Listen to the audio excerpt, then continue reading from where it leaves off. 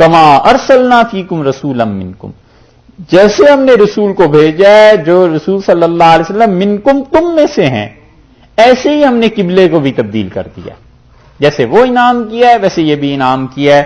یتلو علیکم آیاتنا، اور ہمارے رسول صلی اللہ علیہ وسلم ایسے ہیں جو تم پر آیات پڑھتے ہیں۔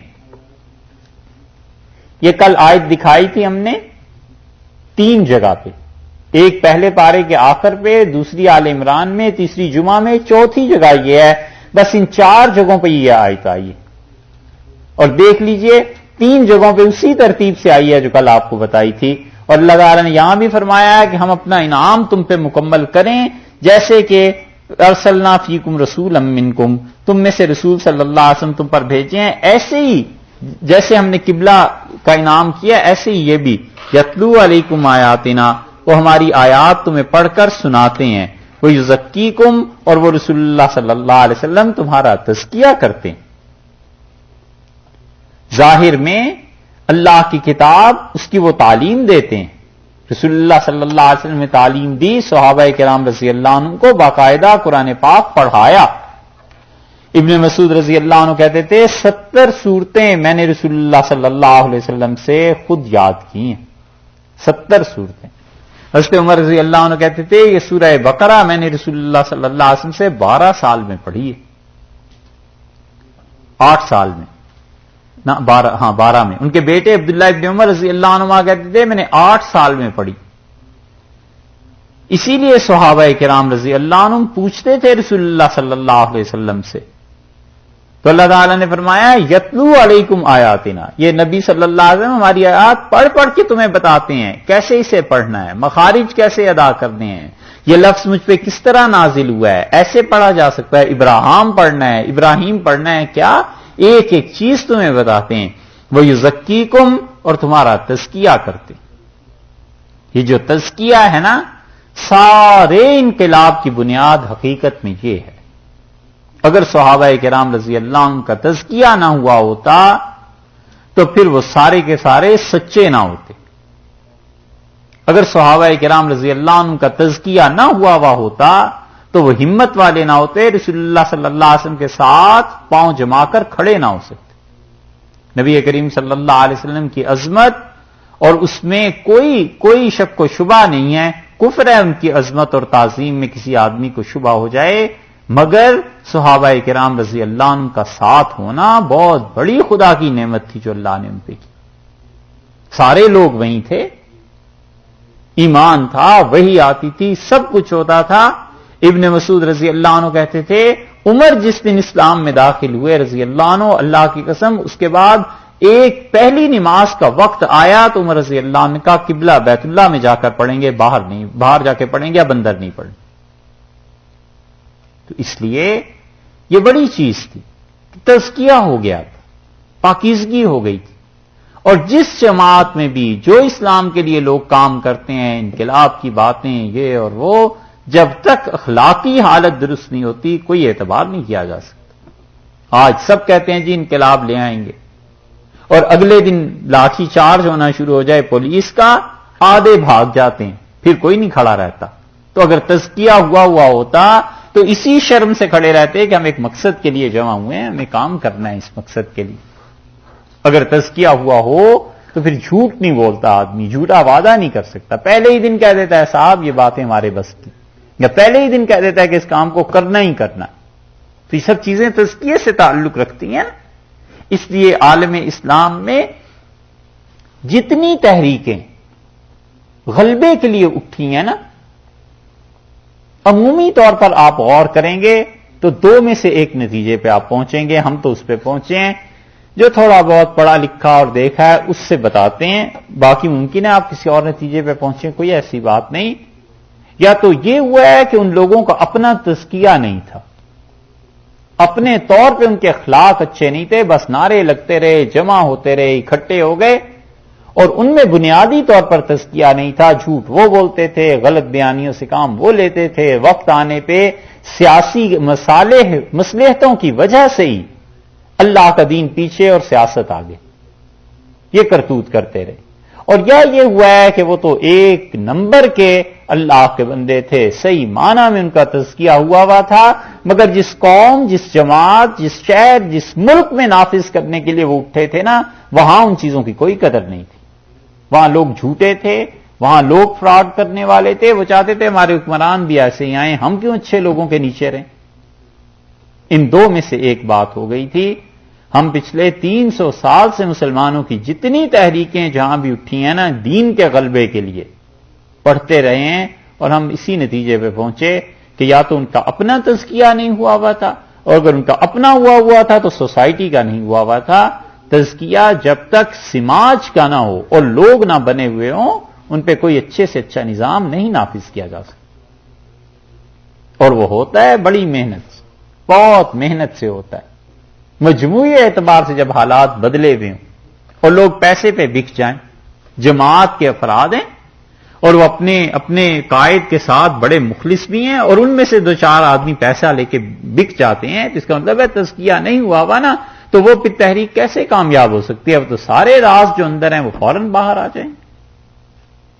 یہ چیزیں ہوتی، اس لیے یہ تزکیہ ضروری ہے. اور تزکیہ ہے اخلاقیات کا درست کرنا، کہ اخلاقی اعتبار سے درست ہوں، جھوٹ نہ بولتے ہوں، منافقت نہ ہو، دھوکہ نہ دیتے ہوں، دوہری پالیسی نہ رکھتے ہوں.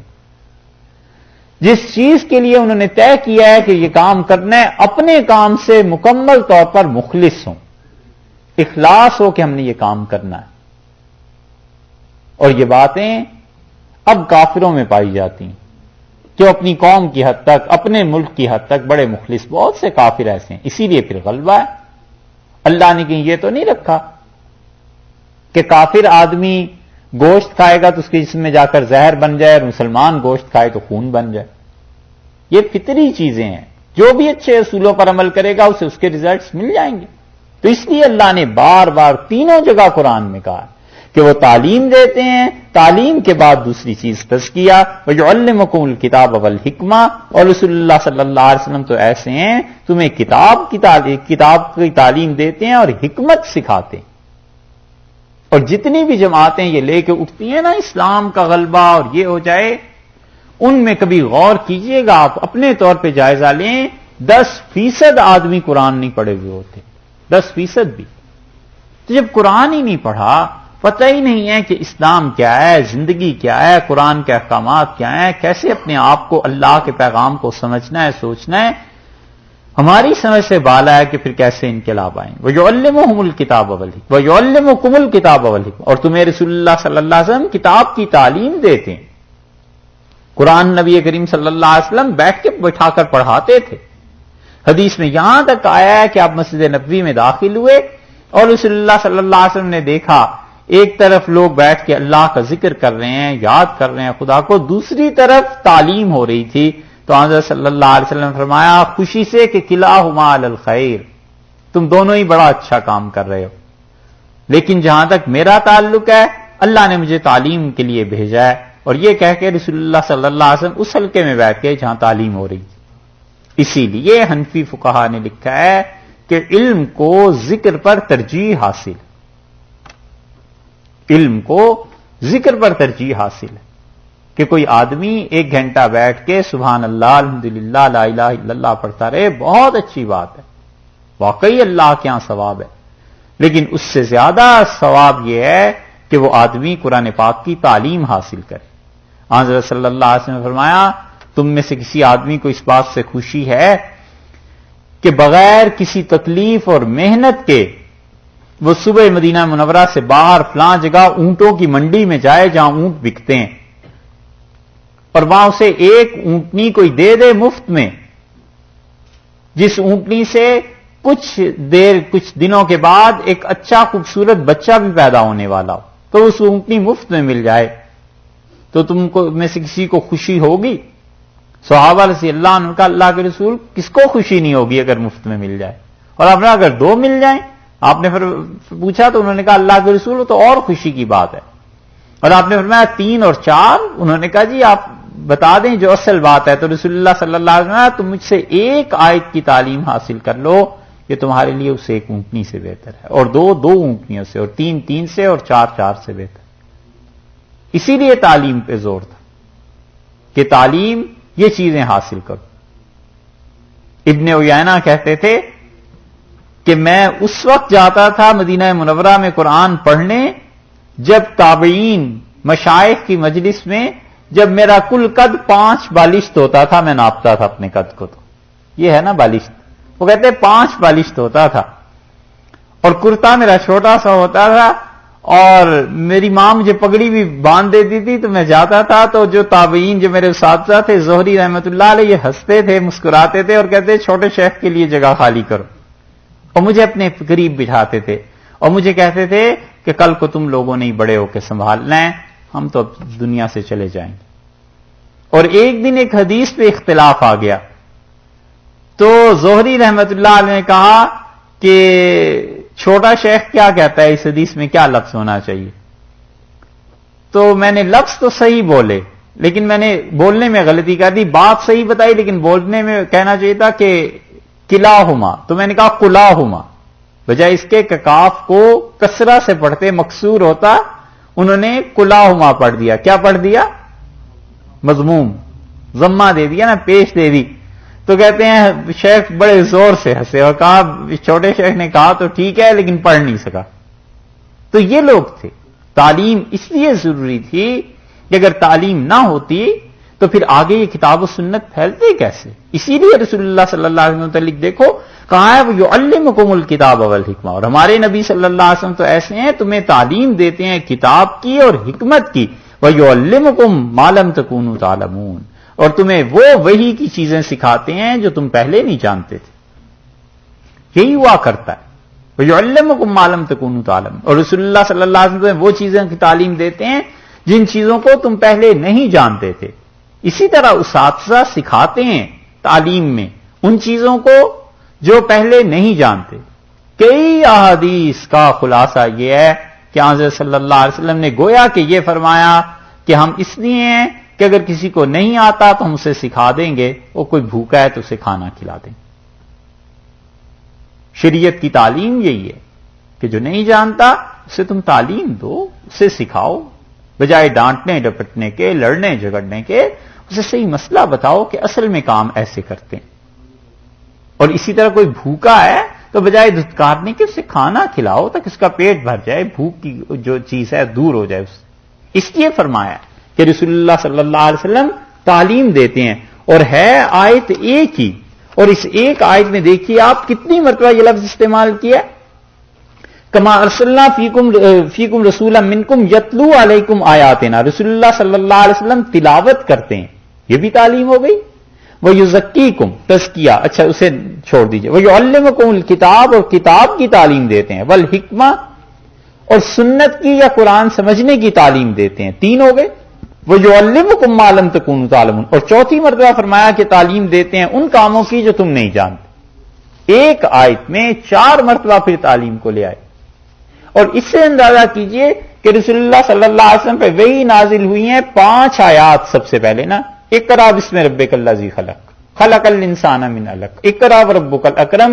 آیتیں 5 نازل ہوئی اور 4 میں تعلیم ہی کی تلقین ہے کہ تعلیم پڑھیے اپنے پروردگار کے نام سے, اللہ جس نے انسان کو پیدا کیا.